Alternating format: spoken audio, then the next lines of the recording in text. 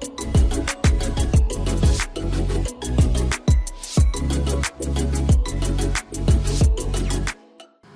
3D printing world, Michael here from Go Engineer.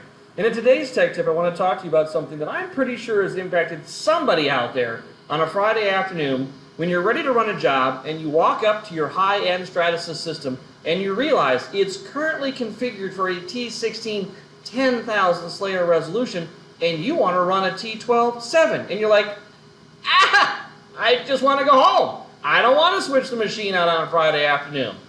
I'm here to tell you, you don't have to do that. Now, the trick I'm talking about is good for going one layer resolution up or down. You can't make double jumps, it won't work that way, so we're talking about a 10 to a 7, 7 to a 10, for example. Combinations like that, and again, this also mostly applies to the ABS and ASA materials.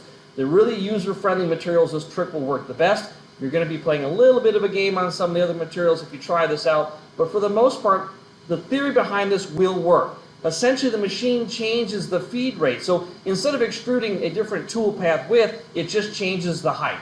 And now, as long as you haven't significantly modified the tool path width of a file, basically it's just a stock part processing in the software, it will successfully build that part going one change from a 10 to a 7, for example, you will successfully be able to build that part.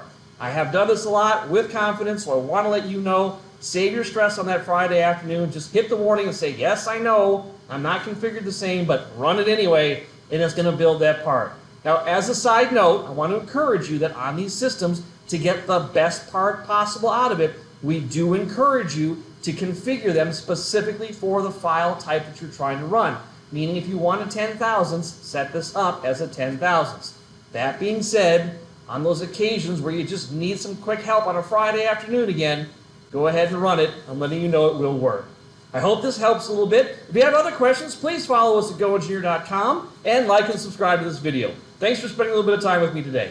Bye.